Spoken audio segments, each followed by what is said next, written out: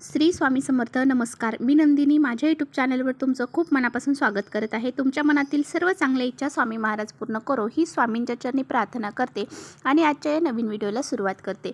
तर पहा, 28 फेब्रुवारी वार बुधवारी या दिवशी आलेले आहे माघ महिन्यातील कृष्ण पक्षातील संकष्टी चतुर्थी. तर पहा, महिन्यामध्ये 2 चतुर्थ्या येतात, एक संकष्टी चतुर्थी आणि एक विनायक चतुर्थी. तर संकष्टी चतुर्थी ही कृष्ण पक्षामध्ये येते आणि विनायक चतुर्थी ही शुक्ल पक्षामध्ये येते. आणि उद्या पहा, वार बुधवार आहे आणि बुधवार हा गणपती बाप्पांचाच वार आहे आणि याच दिवशी संकष्टी चतुर्थी देखील आलेली आहे. त्यामुळे या चतुर्थीचा जो काही महत्त्व आहे ते अधिकच वाढलेलं आहे. त्यामुळे बघा, संकष्टी चतुर्थी आणि विनायक चतुर्थी ह्या दोन्हीही चतुर्थी भगवान श्री गणपती बाप्पांना समर्पित आहेत. त्यामुळे या दिवशी गणपती बाप्पांची आपल्याला विधिवत पूजा करायची आहे, त्यांच्यावरती अभिषेक करायचा आहे. स्वच्छ पाण्याने तुम्ही अभिषेक केला तर ते पाणी आपल्याला माठामध्ये किंवा तुम्ही जे काही पिण्याचं पाण्यात वापरता, हंडा वापरत असाल तर त्यामध्ये टाकायचं आहे. तर अशा प्रकारे अभिषेक करताना गणपती अथर्वशीर्षाचं पठण करायचं आहे. ओम गण गणपते नमः या मंत्राचा जप देखील करायचा आहे आणि अशा प्रकारे आपल्याला गणपती बाप्पांची पूजा करायची आहे. त्याचबरोबर आपल्याला काही उपाय देखील करायचे आहेत. तर हे उपाय कोणते करायचे आहेत तेच आपण आता पाहणार आहोत. तर पहा, अंघोळीच्या पाण्यामध्ये आपल्याला अशी ही एक वस्तू टाकायची आहे ज्यामुळे सर्व दोष, अडचणी, विघ्न, संकट नष्ट होऊन जातील. तुमच्या घराला जर कोणी शत्रुबाधा केलेली असेल, तुमच्या घरामध्ये कर्णीबाधा किंवा काही वाईट शक्तींचा प्रभाव असेल तर ते सुद्धा नष्ट होऊन जाईल. यामुळे हा जो उपाय आहे तर तो आपल्याला करायचा आहे. त्याचबरोबर आपल्या कठीणातील कठीण इच्छा ह्या नक्कीच पूर्ण होतील. त्यामुळे असा हा उपाय आपल्याला आवर्जून करायचा आहे. कसा करायचा आहे याबद्दलच आजच्या व्हिडिओमध्ये आपण जाणून घेणार आहोत. त्यामुळे व्हिडिओ कुठे स्किप न करता शेवटपर्यंत नक्की बघा. आपल्या चॅनलवरती जर नवीन असाल तर चॅनलला सबस्क्राईब करा आणि असेच माहितीपूर्ण व्हिडिओ पाहण्यासाठी बेल आयकॉनलाही प्रेस करा, म्हणजे मी जेव्हा नवीन व्हिडिओ अपलोड करेन त्याचं नोटिफिकेशन सर्वात अगोदर तुम्हाला मिळेल आणि तुम्ही एकही व्हिडिओ मिस करणार नाही. तर पहा, आपल्या सर्वांनाच माहीत आहे गणपती बाप्पा विद्येची देवता, विद्या देणारी देवता आहे आणि विघ्नहर्ता आहेत. त्यामुळे पहा, कोणत्याही शुभ कार्याची सुरुवात करताना गणपती बाप्पांचे प्रथम आपण वंदन करतो, त्यांना नमस्कार करतो, त्यांची पूजा करतो आणि त्यानंतरच आपण कोणत्याही शुभ कार्याला सुरुवात करतो. यामुळे असं होतं की घरामध्ये कोणत्याही प्रकारचं त्या शुभ कार्यामध्ये कोणत्याही प्रकारचं विघ्न हे निर्माण होत नाही. पहा, हा उपाय आपल्याला का करायचा आहे, तर आपल्या आयुष्यामध्ये सुद्धा भरपूर अडचणी, संकट हे येत असतात. अगदी माझ्यापासून तर तुमच्यापर्यंत सर्वांच्याच आयुष्यामध्ये छोट्या मोठ्या ह्या अडचणी असतात आणि सोबतच काही संकट सुद्धा असतात आणि हे संकट, अडचणी, विघ्न आपण दूर करण्याचा काही वेळा प्रयत्न देखील करत असतो. अशा हे आपण भरपूर सारे कष्ट करत आहोत, मेहनत करत आहोत हे संकट, अडचणी घालवण्यासाठी, तरीसुद्धा आपल्याला अपयशच येत आहे.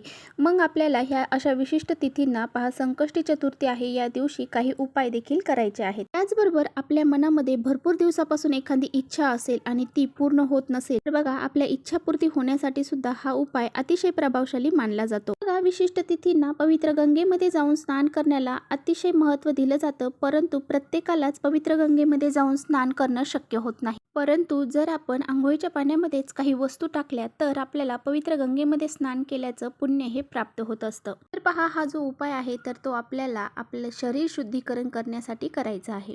बऱ्याच वेळा काय होतं, आपल्यामध्ये भरपूर सारी नकारात्मकता आहे, काही दोष असतात, तर ते आपण बऱ्याच वेळा काही काम करायला जातो ते काम पूर्ण होत नाही. त्यामुळे आपल्याला आंघोळीच्या पाण्यामध्ये अशा वस्तू टाकायच्या आहेत. पहा, उपाय आपल्याला काय करायचा आहे, सकाळी लवकर उठायचं आहे, आपल्याला आंघोळीला जायचं आहे, आंघोळीचं पाणी काढायचं आहे. त्यामध्ये पहा, आपल्याला सर्वात महत्त्वाची गोष्ट म्हणजे गंगाजल.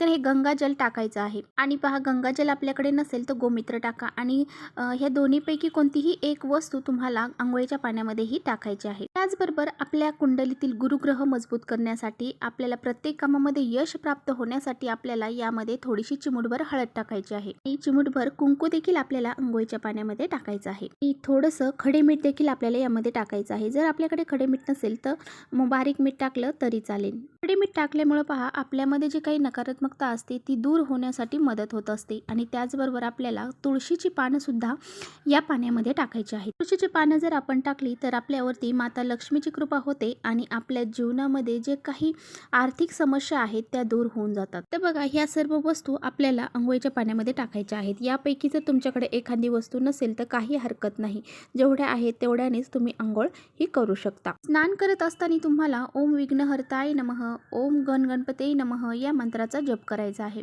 पहा, अंघोळ करत असताना आपल्याला एक विशिष्ट पद्धतीने अंघोळ करायची असते. म्हणजे आपल्याला डायरेक्ट डोक्यावरती पाणी ओतायचं नाही किंवा डायरेक्ट गुडघ्यावरती पाणी ओतायचं नाही. तर आपल्याला काय करायचं, पहिला मग भरून घ्यायचा आहे आणि तो आपल्या उजव्या खांद्यावरती टाकायचा आहे. दुसरा मग भरून घ्यायचा, तो डाव्या खांद्यावरती टाकायचा. तिसरा मग भरून घ्यायचा, तो डोक्यावरती टाकायचा. अशा पद्धतीने जर आपण अंघोळ केली तर आपले उपाय हे कारगर ठरले जातात. त्यानंतर पहा, अंघोळ झाल्यानंतर आपल्याला गणपती बाप्पांची पूजा करायची आहे. घरातली जी पूजा आहे ती करून घ्यायची.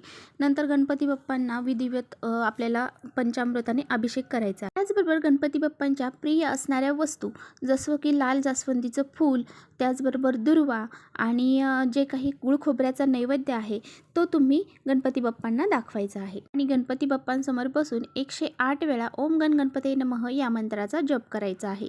आपल्याला या दिवशी गणपती अथर्वशीर्षाचं देखील पठण करायचं आहे आणि हात जोडून गणपती बाप्पांना मनोभावे प्रार्थना करायची आहे, नमस्कार करायचा आहे आणि आपली जी काही इच्छा आहे ती व्यक्त करायची आहे. तुमच्याकडे जी बी इच्छा असेल तुमची ती तुम्हाला गणपती बाप्पांना सांगायची आहे. ती लहानातील लहान मुलांपासून ती मोठ्यांपर्यंत सर्वांनी ह्या वस्तू अंघोळीच्या पाण्यामध्ये टाकून अंघोळही करायची आहे. आता बघा, असा हा उपाय जर तुम्ही केला तर तुमच्या जीवनामध्ये जे संकट अडचणी आहेत त्या दूर होऊन जातील आणि असं तुमचं शरीर शुद्धीकरण झालं की तुम्ही कोणत्याही कामाला गेले तर तुम्हाला त्या कामामध्ये यश प्राप्त होईल.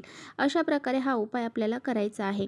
तर बघा, तुम्हाला जर सुतक, विटाळ किंवा काही मासिक धर्म वगैरे असेल तर तुम्हाला हा उपाय करता येणार नाही. तर चला, अशा प्रकारे हा एक छोटासा उपाय तुम्हाला उद्या करायचा आहे. तर इथेच थांबवते माझा व्हिडिओ आवडला असेल तर नक्की लाईक करा. चॅनलवर नवीन असाल तर चॅनलला सबस्क्राईब करा. परत भेटूया अशा छानशा व्हिडिओसोबत. तोपर्यंत श्री स्वामी समर्थ.